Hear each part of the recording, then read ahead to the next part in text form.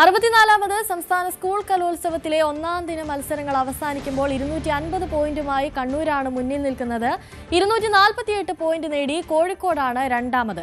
നിലവിലെ ചാമ്പ്യന്മാരായ തൃശൂർ 246 പോയിന്റുമായി തൊട്ട് പിന്നാലെയുണ്ട്. രണ്ടാം ദിവസമായി ഇന്ന് തിരുവാതിര, നാടോടി നൃത്തം, മംഗലം കളി, നാടകം എന്നീ മത്സരങ്ങൾ വിവിധ വേദികളിലായി നടക്കും. സമയബന്ധിതമായി മത്സരങ്ങൾ പൂർത്തിയാക്കാൻ കഴിയുമെന്നാണ് സംഘാടകരുടെ പ്രതീക്ഷ. നവമി ദിനേശ് ചേരുന്നുണ്ട് തൃശ്ശൂരിൽ നിന്നും കൂടുതൽ വിവരങ്ങളുമായി. Navami, good morning.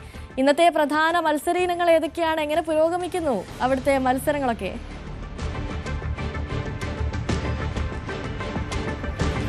അശ്വതി, എന്തായാലും അനുശ്രീ എന്തായാലും രണ്ടാമത്തെ ദിവസവും കലക്കൻ പോരാട്ടം തന്നെയായിരിക്കും.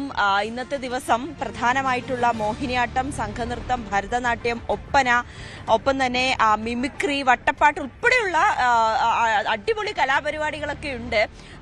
ആദ്യ ദിവസം തന്നെ മത്സരങ്ങൾ അവസാനിക്കുക പുലർച്ചയോടുകൂടിയാണ് മത്സരങ്ങൾ പലതും അവസാനിച്ചത്. 3-4 മണിയൊക്കെയായി. ആ സമയത്ത് പോലും കുട്ടികൾ തളരാതെ അവരുടെ ആവേശം ഒട്ടും ചോർന്നു പോകാതെ സജീവമായിരുന്നു. മികച്ച പ്രകടനം തന്നെയാണ് അവരുടെ ഭാഗത്ത് നിന്നൊക്കെ കാഴ്ചവെച്ചത്. അതുതന്നെ നമുക്ക് കൂടുതൽ ഇന്നത്തെ പരിപാടികളുടെ കൂടുതൽ വിശേഷങ്ങളിലേക്ക് വരുന്നതിന് മുൻപ് നടനും കലാകാരനും ഒക്കെ ആയിട്ടുള്ള നന്ദകിഷോർ നമ്മുടെ ഒപ്പം ചേരുന്നുണ്ട്. സാർ, ഇന്നലത്തെ പരിപാടികളൊക്കെ കാണാൻ കഴിഞ്ഞോ? ചിലതൊക്കെ കണ്ടു. ഇന്നലെ എനിക്ക് തിരി തിരക്കുണ്ടായതുകൊണ്ട് ഇന്നലെ മുഴുവൻ കാണാൻ പറ്റിയില്ല. പക്ഷെ കണ്ടിടത്തോളൊക്കെ നല്ല പരിപാടികളാണ്. ഇതിപ്പോ 64ാമത് കലോത്സവമാണല്ലോ. കലകൾ ശരിക്കും 64 കലകളാണെന്നാണ് പ്രാചീന അഭിപ്രായം. അതായത് ചതുഷ്ഷഷ്ടി ഉപചാരാഢ്യ ചതുഷ്ഷഷ്ടി കലാമയിന്ന് ദേവിയുടെ നാമുണ്ട്. അതിൽ ചതുഷ്ഷഷ്ടി 64 കലകളും ദേവിച്ച ശക്തി പ്രപഞ്ച ശക്തിയാണ്. അപ്പൊ സർഗവൈഭവം ഉണ്ടാകുന്നത് സാക്ഷാൽ ഈശ്വരനിൽ നിന്നാണ്, പ്രകൃതിയിൽ നിന്നാണ്. അപ്പൊ പ്രകൃതിയുടെ തന്നെ ഒരു ആവിഷ്കാരമാണ്. ഇതിപ്പോ കൗമാരക്കാരും അവരുടെ കഴിവുകൾ മാറ്റുരയ്ക്കുന്നു എന്നതിനുപരി അതുണ്ട്. അതാണ് പ്രധാനം. അതിനുപരിയായിട്ട് മുതിർന്നവർക്ക് അവസരമുണ്ട്. ഇപ്പൊ ദഹനം നല്ല കലയാ, പാചകം ഈ കണ്ട ആൾക്കാർക്ക് ഭക്ഷണം കഴിവുണ്ട്. അപ്പൊ അത് മാത്രമല്ല, ഇത്ര വലിയൊരു കലോത്സവം സംഘടിപ്പിക്കുക എന്നുള്ളത് വലിയൊരു കലയാണ്.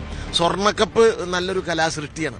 അങ്ങനെ മുതിർന്നവർക്ക് അവരുടെ കലാവൈഭവവും കുട്ടികൾക്ക് അവരുടെ കലാവാശിയോടെ പ്രകടിപ്പിക്കുക. വാശിയെ ശത്രുതയാവരുത്, അതാണ് അതിൽ ശ്രദ്ധിക്കേണ്ട ഒരു കാര്യം. തൃശ്ശൂർ പറ്റിയ സ്ഥലമാണ്. ഇവിടെ പൂരം, പുലിക്കളി ഭയങ്കര മത്സരമുള്ളതാണ്. പക്ഷെ അതിൽ ശത്രുതയില്ല. അങ്ങനെ ഒരു എന്താ പറയുക, ശത്രുതയിലേക്ക് വളരാത്തൊരു മത്സരം ഉണ്ടാകുന്ന ഏറ്റവും പ്രതീക്ഷ ഇതിലാണ്. ഏക പ്രതീക്ഷ കലയിലാണ്, കലോത്സവങ്ങളിലാണ് മനുഷ്യനിപ്പോ. കാരണം മനുഷ്യനെ ഭിന്നിപ്പിക്കുന്ന ഒരുപാട് ടെൻഡൻസികൾ വരികയാണ്. ഈ പഞ്ചഭൂതങ്ങളെ കൊണ്ടാണല്ലോ സൃഷ്ടി. ഇത് പരസ്പരം ചേരാത്തതാണ്. അപ്പൊ അതിനെ ചേർക്കുന്നതാണ് കല. ആ ചേർക്കുന്ന കലയിലാണ് നമുക്ക് ഇനിയുള്ള ഭാവിയുടെ ഏക പ്രതീക്ഷ. ഈ കലോത്സവത്തിൽ നിന്ന് വളർന്നു വരുന്ന കുട്ടികൾ വലിയ വലിയ കലാകാരന്മാരായി മാറി അവർ സമൂഹത്തിന്റെ ഐക്യത്തിന് വേണ്ട സംഭാവന ചെയ്യുമെന്ന് വിശ്വസിക്കുന്നു.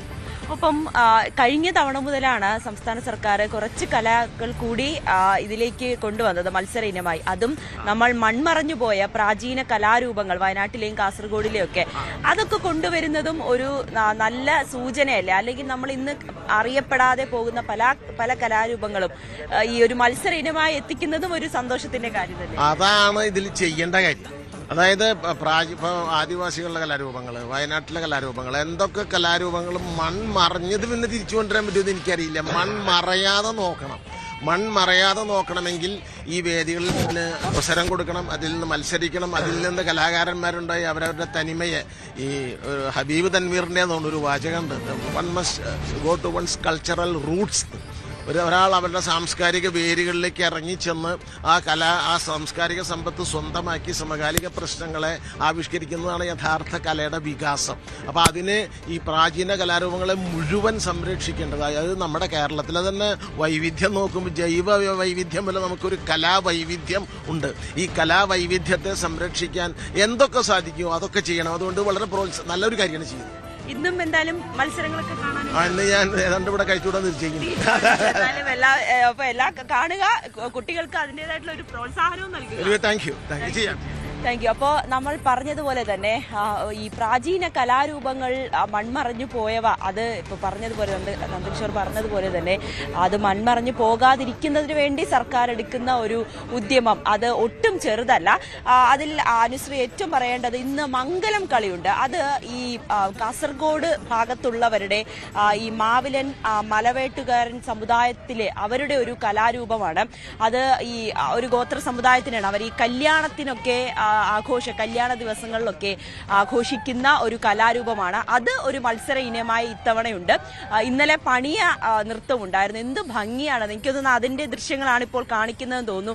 എന്ത് ഭംഗിയാണെന്നറിയോ അത് നമുക്ക് കണ്ടുകൊണ്ടിരിക്കാൻ. ആ പാട്ടായിക്കോട്ടെ, ആ കുട്ടികൾ വെക്കുന്ന ഓരോ ചുവടുകളായിക്കോട്ടെ, നമ്മുടെ മനസ്സ് തന്നെ നിറയ്ക്കുന്ന ഒരു കലാരൂപമായിട്ട് എനിക്കതിനെ തോന്നി. വയനാട്ടിലെ ഒരു സമുദായത്തിലെ പണിയ സമുദായത്തുകാരുടെ ഒരു നൃത്തരൂപമാണ്, അവരുടെ ഒരു ആചാരമാണ്. ഈ ഞാറ് നടുന്ന സമയത്തും ഈ മരണാനന്തര ചടങ്ങുകളിലൊക്കെ ഇവർ അവതരിപ്പിക്കുന്ന ഒരു ചടങ്ങാണ്. പക്ഷെ ആ ഒരു നൃത്തരൂപമാണ്. പക്ഷെ അത് വളരെ മനോഹരമായിട്ടാണ് നമ്മുടെ കുട്ടികൾ ഇവിടെ അവതരിപ്പിച്ചത്. അതും വയനാട് നിന്ന് അധ്യാപകൻ പാലക്കാട്ടും തൃശ്ശൂരും അല്ലെങ്കിൽ മലപ്പുറത്തും ഒക്കെ ചെന്നാണ് അവരെ ഇത് പഠിപ്പിക്കുക. കാരണം അവർക്ക് വയനാടുകാർക്ക് മാത്രം അറിയാവുന്ന, ആ ഗോത്ര സമുദായത്തിന് മാത്രം അറിയാവുന്ന ഒരു കലാരൂപം കൂടിയാണ്. അങ്ങനെ വളരെ വ്യത്യസ്തമായിട്ടുള്ള മത്സര ഇനങ്ങൾ കൂടി ഉൾപ്പെടുത്തിയിട്ടുണ്ട് എന്നുള്ളതാണ് ഏറ്റവും വലിയ പ്രത്യേകത. മറ്റ് പരിപാടികൾ കൂടി നോക്കിയാൽ സ്കിറ്റ് ഉണ്ട്, അത് വേദി 5 ശംഖുപുഷ്പത്തിലാണ്. പിന്നീട് ചെമ്പകത്തിൽ ലളിതഗാനമുണ്ട്, ദഫ്മുട്ടുണ്ട്, കേരള നടനം, തുള്ളൽ, കൂടിയാട്ടം, കഥാപ്രസംഗം, കുച്ചിപ്പുടി, നാടകം സിംഗിൾ ഉണ്ട്, നാടകം ഗ്രൂപ്പ് ഉണ്ട്. അങ്ങനെ വളരെ രസകരമായിട്ട് തന്നെ കുട്ടികളൊക്കെ അവരുടെ മത്സരങ്ങൾ ചെയ്യുന്നുണ്ട്. നേരത്തെ പറഞ്ഞതുപോലെ തന്നെ ഇതൊരു മത്സരം എന്നതിനപ്പുറത്തേക്ക് കുട്ടികൾക്ക് അവരുടെ കഴിവ് പ്രകടിപ്പിക്കാൻ പറ്റുന്ന വലിയൊരു വേദിയായി തന്നെയാണ് ഇതിനെ കാണേണ്ടത്. ഇവിടെ ഇന്നലെ മുഖ്യമന്ത്രി പറഞ്ഞത് കുട്ടികളാണ് ഇവിടെ മത്സരിക്കുന്നത്, അധ്യാപകരോ അല്ലെങ്കിൽ രക്ഷിതാക്കളോ അല്ല. അത് ശ്രദ്ധിച്ചു വേണം കുട്ടികളെ ഓരോ വേദിയിലേക്കും അല്ലെങ്കിൽ അവരുടെ മത്സര ഇനങ്ങളിലേക്ക് കടത്തിവിടാൻ എന്നുള്ളത്. ഒപ്പനയും ഒക്കെ നല്ല ഭംഗിയുണ്ടായിരുന്നു. പുതിയ തരത്തിലുള്ള കോസ്റ്റ്യൂം അല്ലെങ്കിൽ പുതിയ ആഭരണങ്ങളൊക്കെ ഇട്ട് കുട്ടികൾ വരുന്നതൊക്കെ നല്ല രസകരമായിട്ടുള്ള കാര്യമായിരുന്നു. അങ്ങനെ പുലർച്ചെ വരെ പരിപാടി നീണ്ടു നിന്നു. 3-4 മണിവരെയാണ് ഈ പല പരിപാടികളും പല മത്സരങ്ങളും നീണ്ടു നിന്നത്. അതിൽ ഓട്ടംതുള്ളൽ 4 മണിവരെ ഉണ്ടായിരുന്നു. ഭരതനാട്യവും ചാക്യാർകൂത്തും ഒക്കെ അവസാനിക്കുമ്പോൾ 3 മണിയായിരുന്നു. അത് ഇന്നലെ ഉദ്ഘാടന പരിപാടിയൊക്കെ കഴിഞ്ഞിട്ടാണ് ഓരോ മത്സരങ്ങൾ തുടങ്ങിയത്. 10 മണിക്ക് ഉദ്ഘാടനം ഉണ്ടാകുമെന്ന് പറഞ്ഞെങ്കിൽ പോലും 11 മണിയായി ഉദ്ഘാടനം തുടങ്ങിയപ്പോൾ. അതൊക്കെ കഴിഞ്ഞിട്ടാണ് ഓരോ വേദികളിലും മത്സരം തുടങ്ങിയത്. 25 വേദികളിലും സദസ്സുകളായിരുന്നു. തൃശ്ശൂർക്കാർ കുട്ടികളെ പ്രോത്സാഹിപ്പിക്കുന്നതിന് വേണ്ടിയിട്ടൊക്കെ രാത്രിയോളം ഇരുന്നു എന്നുള്ളത് ഏറ്റവും പ്രധാനപ്പെട്ട ഒരു കാര്യമാണ്, ഏറ്റവും സന്തോഷം നൽകുന്ന കാര്യമാണ്. ഈ ഒപ്പനയുടെ വേദിയിലൊക്കെ നിറഞ്ഞ സദസ്സ് തന്നെയായിരുന്നു. നമ്മളോടൊപ്പം ഇപ്പോൾ VS സാർ, നമസ്കാരം. എങ്ങനെയുണ്ട്? കുറെ ദിവസമായി തൃശ്ശൂരിൽ തന്നെ കാണുന്നുണ്ട്. ഇന്നലത്തെ മത്സരങ്ങൾ കാണാൻ പറ്റുമോ? തൃശ്ശൂർ ഇന്നലെ കുറച്ച് കണ്ടു. പിന്നെ ഇവിടെ എന്ന് പറഞ്ഞാൽ ഈ കലോത്സവത്തിന്റെ ഏറ്റവും വലിയ പ്രത്യേകത നമ്മളെല്ലാവരും പറഞ്ഞു, നേരത്തെ നന്ദകിഷോറും പറഞ്ഞില്ലേ, ഇത് ഈ ജൻസിയുടെ ഒരു ഉത്സവം കൂടിയാണ്. കൂടുതൽ വാർത്തകൾക്ക് News 18 Keralam YouTube channel subscribe ചെയ്യുക.